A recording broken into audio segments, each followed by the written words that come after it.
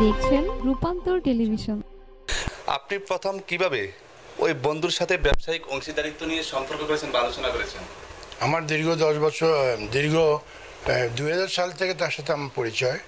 ওখান থেকে পরিচয় হতে হতে আমরা দুজন আমরা গাড়ি চালাতাম। তারও গাড়ি ছিল, আমাদের গাড়ি ছিল, আমারও গাড়ি ছিল। কিন্তু দেখা গেল দীর্ঘ বহুদিন যাবৎ ব্যবসা করতে করতে একদিন হঠাৎ আমি তাকে প্রশ্ন করি, সে একটা দোকান দিয়েছিল আপনার কি বলে স্টাফ কোয়ার্টার।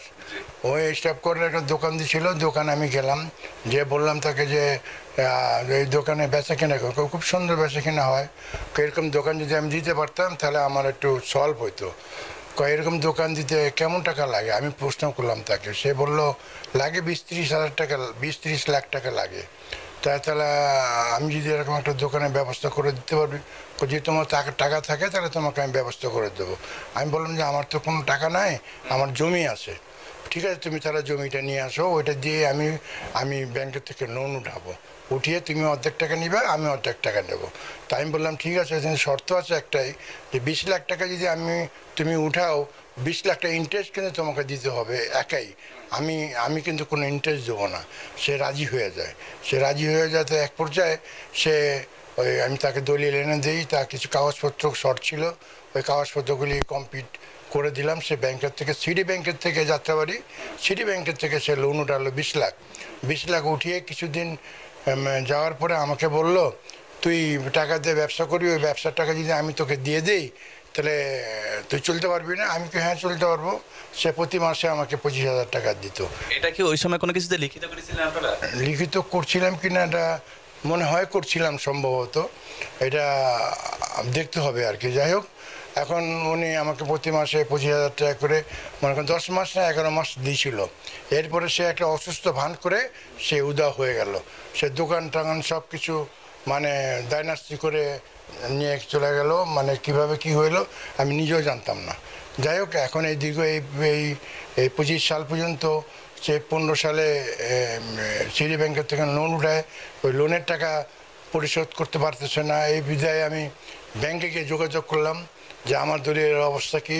সে বললো যে আমি ধরা দিলাম নিজেই সিটি ব্যাংকে দেওয়ার পরে সিটি ব্যাংকের মালিক বলল যে আমি আলমগীর কাজীকে তো খুঁজছি, কিন্তু আলমগীর কাজী তো না পাত্তা, ওনার ওই জমি তো আমরা নিলামে ওঠার চিন্তা ভাবনা করতেছি। আমি বললাম যে আমাকে একটু সময় দেন, আমি দুটো কথা বলবো আপনার সাথে। তা উনি আমাকে সময় দিয়ে দুটো তার সাথে কথা বললাম। সে বলল যে ঠিক আছে, আপনি যখন নিজেই ধরা দিলেন তাহলে আপনি এই জমিটা বিক্রি করে ফেলান, বিক্রি করে এই টাকাটা ব্যাংকে শোধ করে দেন। ইদানিং আমি কী করলাম, তাহলে আমাকে একটু সময় দেন, ইদানিং তো তাড়াতাড়ি তো আর জমি বিক্রি করা যাবে না, তা আমাকে একটু সময় দিতে হবে। ঠিক আছে, আপনি যখন এসেছেন আমরা টাকা পেয়ে যাব, কোনো সন্দেহ নেই, কিন্তু আপনি দ্রুত কাজটা করেন। তা আমি এখানে তো খোঁজ টোস লাগাইয়া তার বাড়িটা আমি বিক্রি করলাম 30 লাখ টাকা। বিক্রি করে দেওয়ার পরেও ব্যাংকে কোনো টাকার লোন শোধ হচ্ছে না বিদ্যমান কী করি। এখন তো যে বেটা বাড়ি নিচ্ছে এবারে তো মানে দলিল ছাড়া তো সে টাকা দেবে না। তা আমার আবার বাপের বাড়ি ছিল একটা মিরপুরের দলিল আমরা 4 ভাই 2 বোন, ওদের কাছ থেকে একটা লিখিত নিয়ে আমি দলিলটা, আমার ওই বাড়ির দলিলটা এসে তাকে জমা দেওয়ার পরে ওই দলিলটা ওনাকে হ্যান্ডওভার করে দেয় যে 30 লাখ টাকা যে আমি বাড়িটা বিক্রি করছিলাম।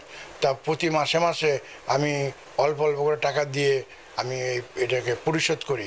আমি অনেক ভুক্তভোগী, আমার জীবনে আর কোনো সম্পদ নেই, আমার সব কিছুই শেষ।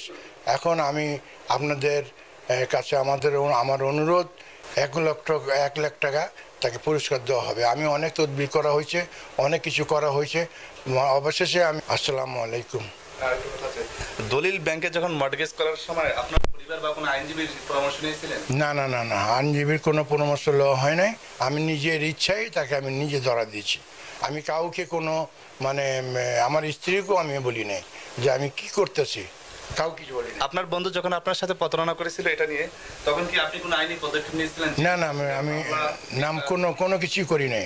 কোনো কিছু করি নাই বিদায় যে আমি এবারে এটা শোনার পরে আমি স্ট্রোক করেছিলাম। স্ট্রোক করার পরেও আমি 15 সাল না 19 না 19 সালে না 16-18 সালে স্ট্রোক করা হয়েছিল আমার। স্ট্রোক করার পরে আমি আর ওই আমার জ্ঞান মানে হারিয়ে গেছিল। আমি আর তো ঠিকমতো কথাবার্তা বলতে পারতাম না, আমি ঠিকমতো চলতেও পারতাম না, খেতেও পারতাম না। যাই হোক, আল্লাহর রহমতে এখন একটু সুস্থ আছি। এখন আমি কেস টেস্ট কিছুই করি। আপনি যদি আমাদের এই ভিডিওটি ফেসবুক থেকে দেখে থাকেন তাহলে অবশ্যই লাইক, কমেন্ট ও শেয়ার করতে ভুলবেন না। আর যদি ইউটিউব থেকে দেখে থাকেন তাহলে অবশ্যই সাবস্ক্রাইব করে বেল বাটনটি বাজিয়ে দিন। এরকম আরো নিত্য নতুন নিউজ পেতে আমাদের সাথে থাকুন।